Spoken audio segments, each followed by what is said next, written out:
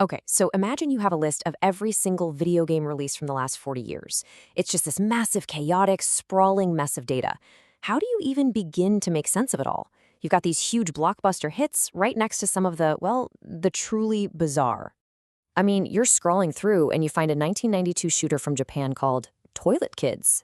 Yep, that's a real thing. Then you jump way forward in time and stumble upon a pretty controversial 2018 Steam game called Super Seducer.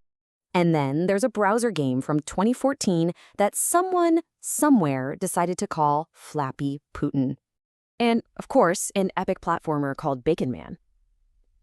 The list just goes on and on and on. It feels like this totally random collection of creativity, weirdness, and code. So you have to ask, right? Buried somewhere in all this chaos, all these titles, dates, and platforms, there has to be a story. A real narrative about how this industry came to be, how it exploded, and where it's all going. Well, today, we're going to find it. We're going to untangle this whole thing by looking at a few key areas. First, we'll track the evolution of the platforms, where we actually play. Then, we'll dive into the massive shift from physical cartridges to digital clicks. We'll also take a look at the volatile business side of things. And finally, we'll see what all this data can tell us about what's coming next. All right, first up, platforms. Look, if you want to understand the history of gaming, you absolutely have to understand where people were playing. And this isn't just about some old console war. It's about the very ground the industry is built on. And as this data shows us, that ground is always shifting. You can basically map out the major power shifts decade by decade. It all kicks off in the 80s, the era of the NES, when consoles ruled the living room. Then the 90s hit, and you see the rise of the PC, opening up the door for way more complex games. In the 2000s, gaming went portable, from the Game Boy to the very first iPhones. The 2010s, that was a full-on mobile takeover, bringing in millions of new players. And now, here in the 2020s, we're exploring totally new frontiers like VR. Every single one of these shifts didn't just change the hardware, it completely changed who plays games and what kind of games even get made.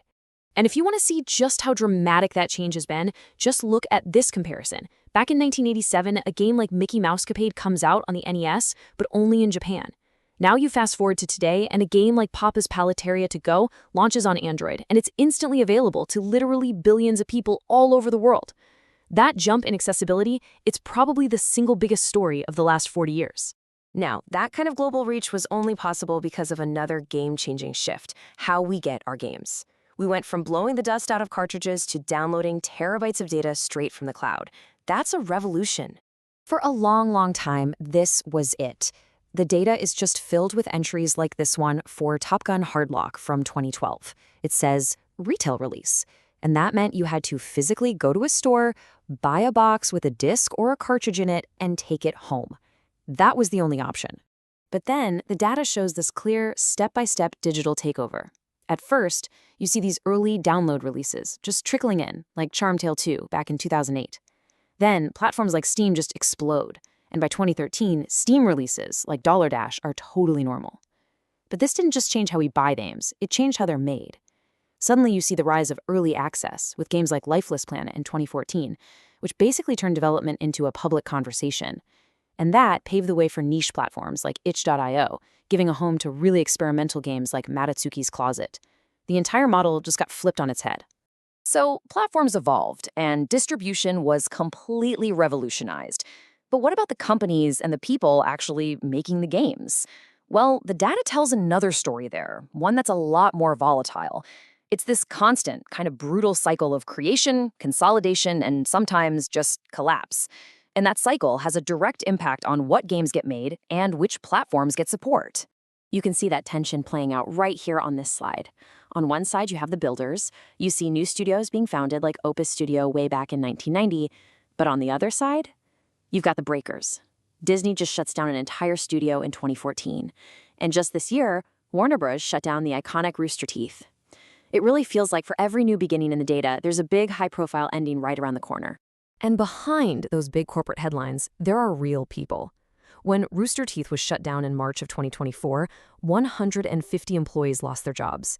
This number, pulled right from the timeline, is just a really stark reminder that this industry isn't all fun and games.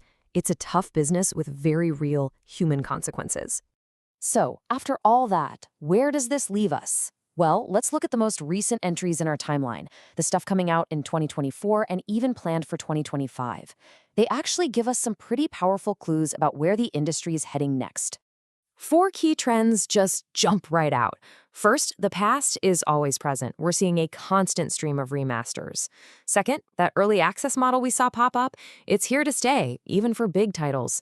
Third, those new frontiers like VR are really starting to find their footing in their audience. And finally, Steam is still an absolute powerhouse for independent creators. So the future, it seems, isn't some crazy break from the past. It's a direct evolution of the paths that were carved out over the last couple of decades. So what started as just a chaotic jumble of data really does tell a clear story, doesn't it? It's a story of incredible technological leaps, total business revolutions, and just endless creativity. The journey from a physical cartridge to the digital cloud has completely reshaped entertainment as we know it. And when you look at all this history laid out, you just have to wonder, where in the world will the next 40 years take us?